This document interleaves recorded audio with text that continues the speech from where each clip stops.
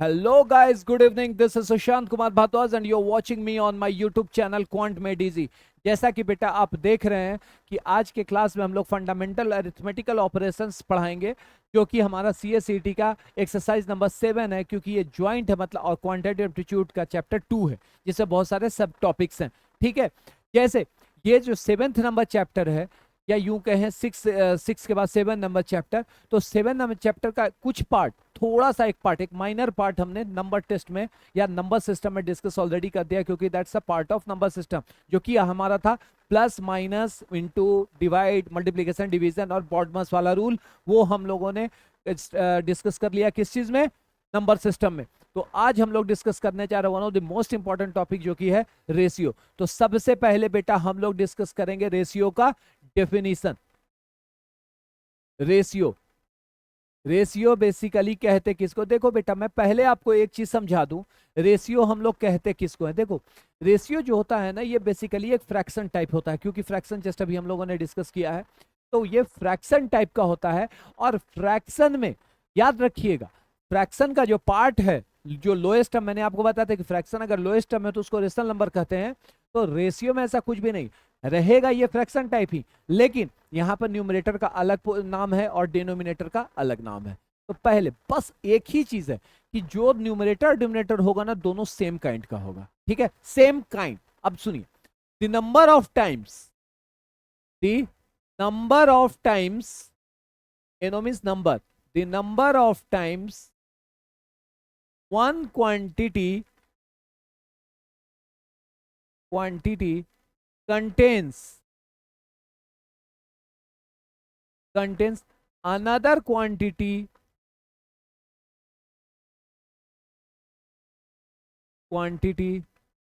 of the same kind,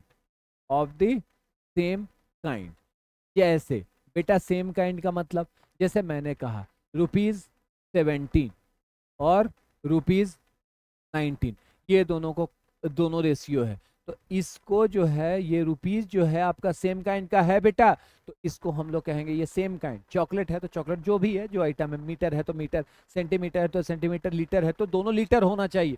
ये नहीं कि इसका लीटर उसका सेंटीमीटर, नहीं, उसमें रेशियो आपका नहीं निकलेगा। ठीक है, मतलब अगर क्वांटिटी होनी चाहिए, अगर सपोज दैट, देखो बेसिकली ये फ्रैक्शन है, इसका मतलब कि ये इस पार्ट इस टाइप का है, A/B मान लेते हैं। तो ये जो A/B है, इसी को बेटा लिखते हैं अपन, ये ऐसा साइन देते हैं, और इसको पढ़ते क्या है, A/B, और या तो A/B और A is ratio of B। ये एक अपभ्रंश है, A is ratio B। Basically ये स्टैंडर्ड क्या है, A/B। A/B जो है ना, A/B, ये सिर्फ B होगा बेटा, ये BE नहीं होगा, ये सिर्फ B होगा, याद रखिएगा, ये सिर्फ B होगा। ठीक है, ये आपका सिर्फ A/B है, और A is ratio of B, ऐसा कहते हैं। अब सुनो, जो 11-12 कॉमर्स वाले स्टूडेंट हैं, उन्होंने एक वर्ड बड़ा अच्छा देखा होगा, इससे बड़ा अच्छे से वाकिफ होंगे। A/C मतलब अकाउंट्स। ठीक है, यही ना था, अकाउंट्स। अब सुनिए, ये जो A और C है, वही होता है बेसिकली, उसी को कहते हैं न्यूमरेटर को। जो न्यूमरेटर हमारा अगर हुआ A/C, तो इसको अपन लिख सकते हैं ना A/C। तो एक ए जो न्यूमरेटर होता है बेटा, इसको कहते हैं एंटीसीडेंट,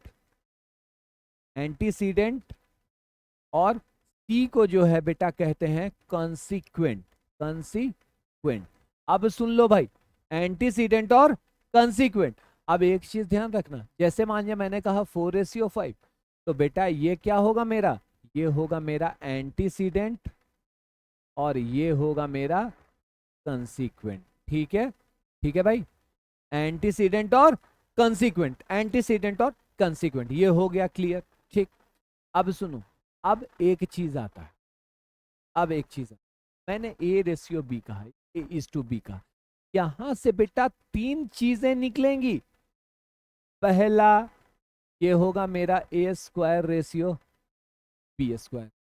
दूसरा निकलेगा बेटा √A/√B। अब आप कहेंगे कि सर स्क्वायर रूट तो हम लोग को पढ़ाए नहीं, तो बेटा ये सब स्क्वायर रूट जो है, ये सब कॉमन होता है। ठीक है, आप ये ऑलरेडी सब पढ़ चुके होते हैं। एक होता है बेटा cube root of A ratio cube root of B.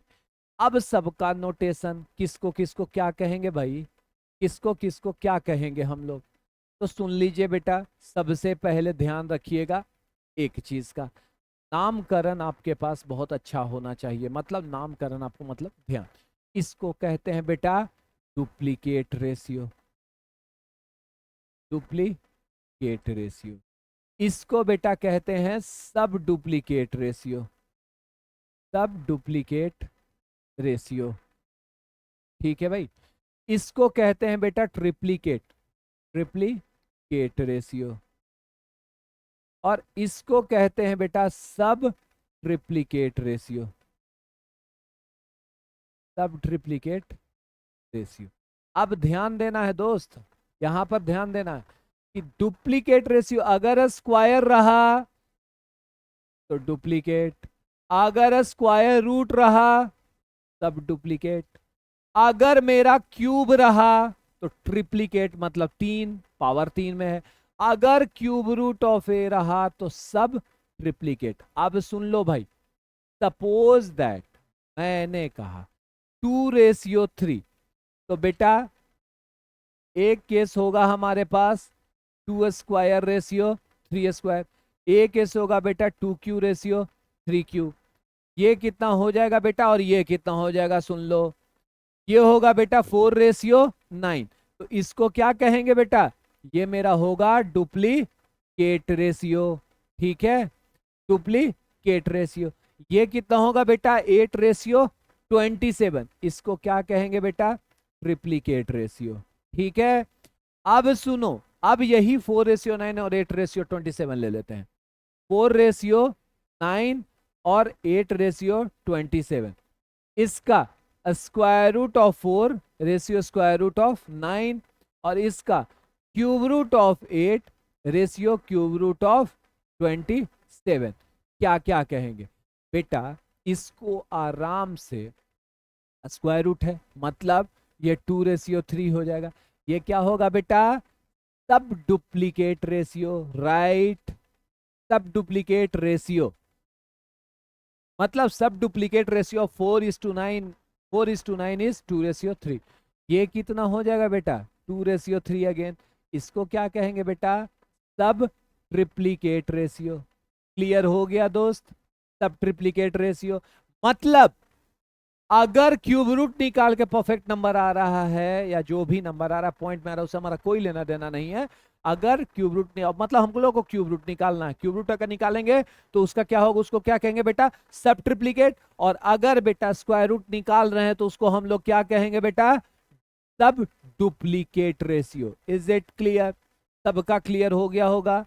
अब सुनिए बेटा, अब एक आता है कंपाउंड रेशियो। अब एक नाम आपके पास आएगा, उसका नाम है कंपाउंड रेशियो। कंपाउंड मतलब बेटा एक चीज तो जान लो, कंपाउंड रेशियो, कंपाउंड मतलब ऐसे भी 9th क्लास में मिक्सचर ऑफ 2 और more than 2 elements is called as compound. Science का थोड़ा सा साइंस हम लोग, मैं बेटा मैं साइंस बैकग्राउंड से हूँ तो थोड़ा सा नाम यूज करूंगा। और ये compound mixture, element compound mixture, ये तो 6th क्लास से ही बच्चे पढ़ लेते हैं, है ना। तो कंपाउंड रेशियो, अब सुनो, मतलब जब रेशियो कंपाउंड की बात तो मोर देन 2 रेशियो, मान लिया कि let A is to B and C is to D are 2 ratios.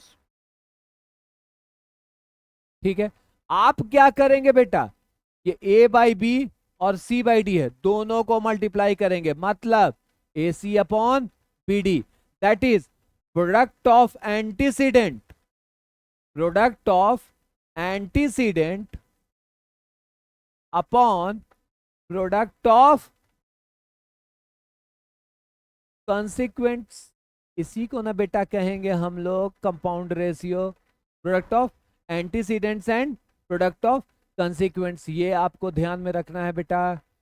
मतलब जो कंपाउंड रेशियो होगा, मतलब एज फॉर, अगर इसको जनरलाइज्ड कर लें, अगर अपन इसको जनरलाइज्ड करते हैं, ठीक है, मान लिया जाए कि ए इज टू बी है, सी इज टू डी है, ई इज टू एफ है एंड सो ऑन। तो कंपाउंड रेशियो इसका कितना हो जाएगा बेटा, कंपाउंड रेशियो इसका कितना हो जाएगा A cross C cross E cross dot dot upon B cross D cross F cross dot dot that is equal to A C E dot dot dot upon B D F dot dot. यही मेरा बेटा होगा compound ratio. अगर number के system में आपको समझना तो मान लिया जाए 4:3 है, ठीक, 9:13 है एंड 2:15। ठीक, क्या करेंगे 4 into 9 into 2 upon 3 into 13 into 15, जो आ जाएगा वैल्यू वही निकाल दीजिए। यही मेरा कंपाउंड रेशियो का। Is it clear?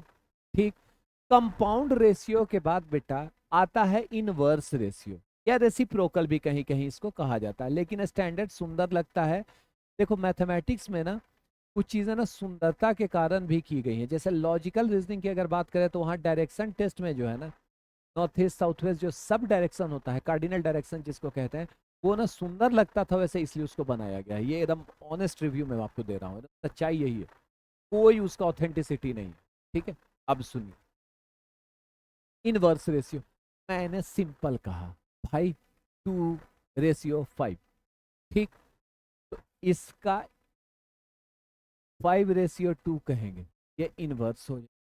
ठीक, अब इसका 1/2:1/5 कहेंगे, इसको कहेंगे रेसिप्रोकल। ध्यान से देखना बेटा, इसको अपन इनवर्स रेशियो कहेंगे, इनवर्स कहेंगे, इनवर्स रेशियो, लेकिन ये कहेंगे रेसिप्रोकल क्योंकि उल्टा हुआ है, रेसिप्रोकल। देखो बेसिकली दोनों का काम सेम है, काम दोनों का सेम है, लेकिन बस मीनिंग्स। ठीक, अब बेटा एक बात बताओ, हम लोगों ने डिस्कस किया था लॉ ऑफ ट्रिकोटोमी। मान जाए कि ए और बी है, दो नंबर है। अब इसी को मान लेते हैं कि ए इज टू बी है, तो तीन केसेस होंगी, या तो A is greater than B, या A is less than B, या A is equal to B. Ratio के टर्म्स में इसको क्या क्या कहेंगे बेटा? ठीक, ध्यान दीजिएगा, रेशियो के टर्म्स में इसको क्या कहेंगे? ठीक, अगर आपको बात करें इक्वालिटी की, इसको कहेंगे रेशियो ऑफ इक्वालिटी। ध्यान रखना है आपको, रेशियो ऑफ इक्वालिटी। ठीक, ग्रेटर देन है मतलब antecedent is greater than consequent, तो ratio of greater inequality, greater equality, या इनइक्वालिटी भी कहीं कहीं कहा जाता है, इक्वालिटी ही लिखिए। और ये रेशियो एंटीसीडेंट रेशियो ऑफ, या तो हम लोग इसको कह दें less inequality, less inequality, equality. सुनो, इक्वालिटी मत लिखो, इनइक्वालिटी ही लिखो, क्योंकि इनइक्वालिटी है, ग्रेटर देन और लेस देन जो होता है साइन इनइक्वालिटी का होता है। ठीक है, अब ध्यान दीजिएगा बेटा, ये चीज तो आपको ध्यान में रखना ही है। ठीक है, अब सबका एग्जाम्पल हम ले लेते हैं, मैं सबका एग्जाम्पल ले लेता हूं एक एक। ठीक है ना? ठीक है भाई, चलो अब आ जाओ दोस्त, इसका एग्जाम्पल, इसका एग्जाम्पल और इसका एग्जाम्पल मैं समझा देता हूं आपको। भाई अगर ग्रेटर इनइक्वालिटी मतलब antecedent is greater than consequent, antecedent जो है कंसिक्वेंट से बड़ा है, मतलब 4 ग्रेटर देन 3, या 4:3 लिखेंगे, यहाँ 4 ग्रेटर देन 3 है, ये होगा 3:4 अगर लें, इसका मतलब 3 लेस देन 4 है, इसका मतलब कि लेस इनइक्वालिटी होगा। अगर 3:3 ले लेंगे मतलब 3 इज इक्वल टू 3 है। गौर से देख लीजिए इसको, क्लियर? ये क्लियर हो गया होगा। अब सुनो, अब एक क्वेश्चन मैं इस पे करूंगा। क्वेश्चन, क्वेश्चन क्या है कि आपको दिया हुआ है a is to B is equal to है 3:4, ठीक, b is to c is equal to 8:9, comma c is to d is equal to 15:16। आपको निकालना है a is to d is equal to 1। बेटा ध्यान देना, ये कंपाउंड एक तरह से, ठीक, a बाई डी को बेटा a इज टू डी को अपन लिख सकते हैं a अपॉन डी, है ना, और a अपॉन डी कितना होगा, a upon B to b upon C into c upon D. लिख सकते हैं ना, देखो ये बी कैंसिल, ये सी कैंसिल, बराबर ए बाई बी कितना है बेटा 3/4, बी बाई सी कितना है बेटा 8/9, सी बाई डी कितना है बेटा 15/16, 4 2 जा 8, 2 8 जा 3 3 जा 9, 3 5 जा 15, कितना आया बेटा 5/8, that is equal to 5/8। This is your clear. Clear. हालांकि एक चीज ध्यान दे, बड़ा प्यार से इसी क्वेश्चन में अगर आपसे कह दिया A ratio B ratio C ratio D निकालो, तब तब क्या, तब क्या, देखो इसमें डिनोमिनेटर को लाइक फ्रैक्शन में करते हैं हम लोग, ठीक है, डिनोमिनेटर लाइक फ्रैक्शन में, बड़ा दिमाग से चले, लेकिन वो अभी हम लोग यहाँ पे डिस्कस नहीं करेंगे और बिल्कुल नहीं करेंगे, ठीक है, वो हम लोग यहाँ पर बिल्कुल भी डिस्कस नहीं करेंगे।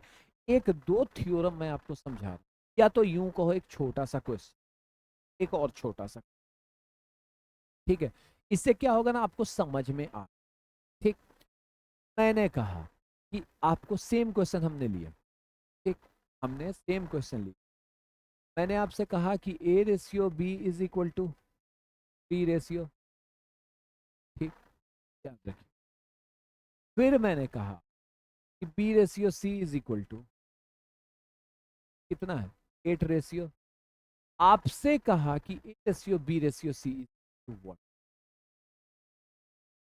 ठीक, सुन लो, बड़े आराम से ध्यान से देखना, आपके पास कितना है A by B is equal to कितना है 3/4, B by C is equal to कितना है 8/9, बेटा देखो तो अगर आप गौर करेंगे थोड़ा सा तो ये बी है, ये इसमें क्या करो बेटा 2/2 से मल्टीप्लाई, कोई फर्क तो पड़ेगा नहीं, कितना आएगा 6/8, और ये कितना है 8/9, ये दोनों अब बराबर हो गया, सीधा सीधी A ratio B ratio is equal to 6 ratio 8 ratio, यही में, ठीक है, कोई दिक्कत किसी को, मुझे नहीं लगता किसी को प्रॉब्लम होगी। अब सुन लो एक चीज, अब इसी में A ratio B ratio C ratio D निकाल, भाई वही करेंगे यार, B ratio C ratio D भी दिया रहेगा तो सी को हम बराबर करेंगे, सी को बराबर करेंगे, है ना, तब A ratio B ratio C आराम से निकल जाएगा रेशियो डी, ठीक। अब सुनो भाई कुछ थ्योरम है, देखो ये थ्योरम जो है ना बेटा, ये थ्योरम जो है आपको ध्यान में रखता है, ये थ्योरम क्या कहता है कि ये बेसिकली ना जनरल कंपटीशन के लिए, बट मैं आपको बता दे रहा हूँ, ठीक है, if the ratio, if the ratio between the first and between the first and second quantity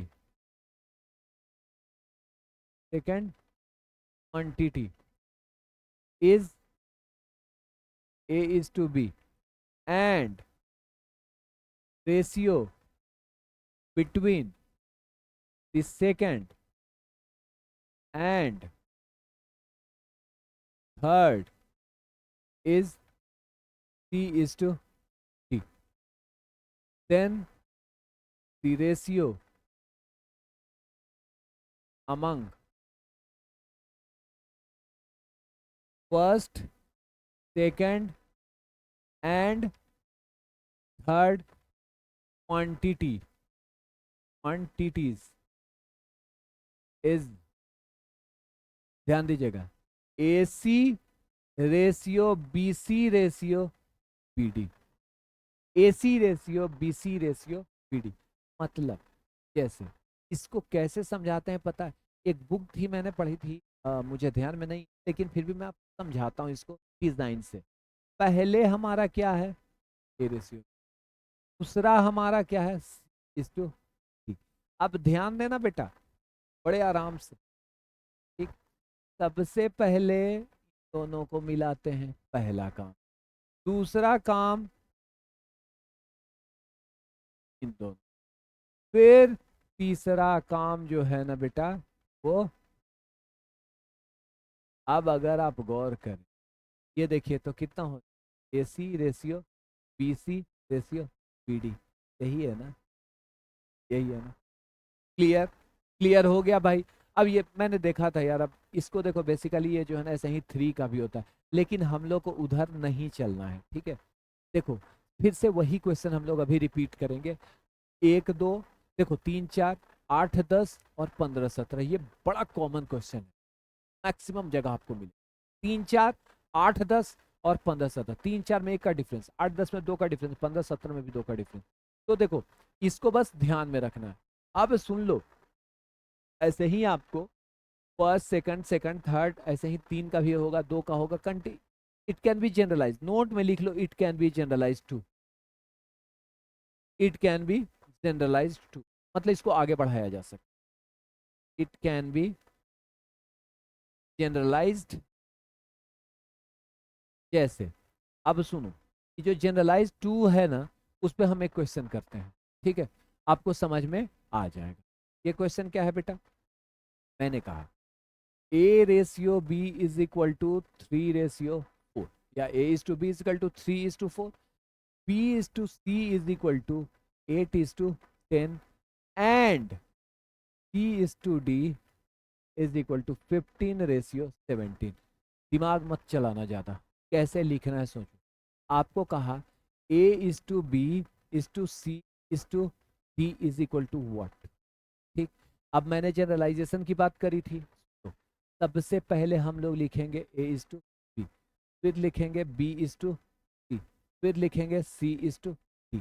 बेटा ऐसे लिखेंगे ना, लिखेंगे ना, आप ध्यान देना है,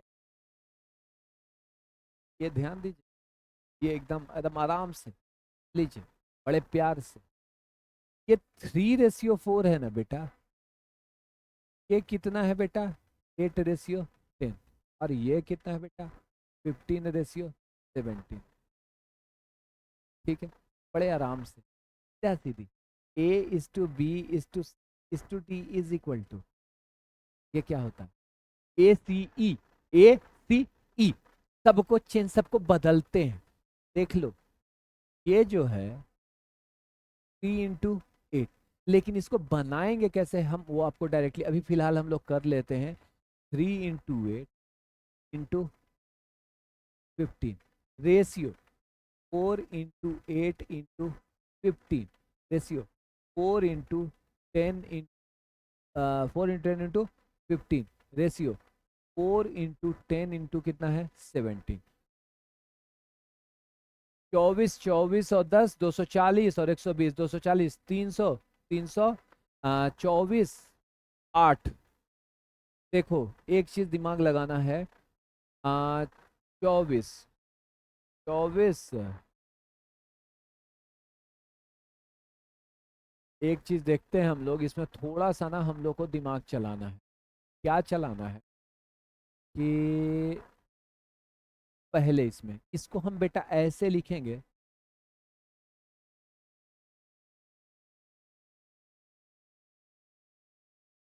4 इंटू, इस 15 को अगर डाइवर्ट करें 3 इंटू 5 इंटू 8 लिखें, 5 8 जा 40, इसको 4 इंटू 10 टू 15 रहने दो, तो इसको 4 इंटू 10 इंटू 17 रहने, देखो तो 4 इंटू 10 4 इंटू 10 5 इंटू 8 8 इंटू 5 40, सब में है 40, हटा दो 40, ये 9 रेशियो 12 रेशियो 15 रेशियो 17 आएगा, यही मेरा आंसर। अब सुनो इसको लॉन्ग मेथड, ये तो शॉर्ट मेथड हुआ, शॉर्ट मेथड आपको लग रहा होगा मल्टीप्लीकेशन, लेकिन ये इजी है। अब देखो इसका लॉन्ग मेथड कैसे, क्या है मेरे पास क्वेश्चन बेटा, ए अपॉन बी ऐसे लिखो 3/4, बी अपॉन सी कितना है बेटा 8/10, और सी अपॉन डी कितना है बेटा 15/17। इसको एक काम करो 2/2 कर दो, कितना हो जाएगा 6/8, ये कितना हो जाएगा बेटा 8/10, लेकिन ये है हमारा 15/17।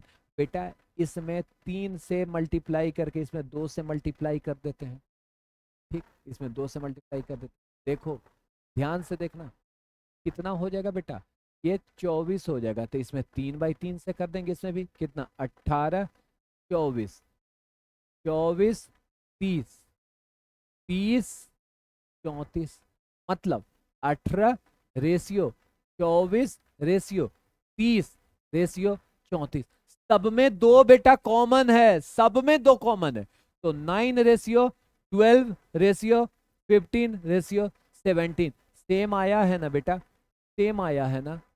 इसको हम लोग ऐसे बनाते हैं, हालांकि प्रैक्टिस सेशन जब करेंगे तो इसको हम लोग और भी डिटेल्स में बेटा पढ़ेंगे, ठीक है, ये ध्यान रखिए। अभी तो बहुत कुछ अभी तो मैं आपको समझ लो ना कि अभी बस मैं बेसिक कंसेप्ट आपको दे रहा हूँ रेशियो, ठीक।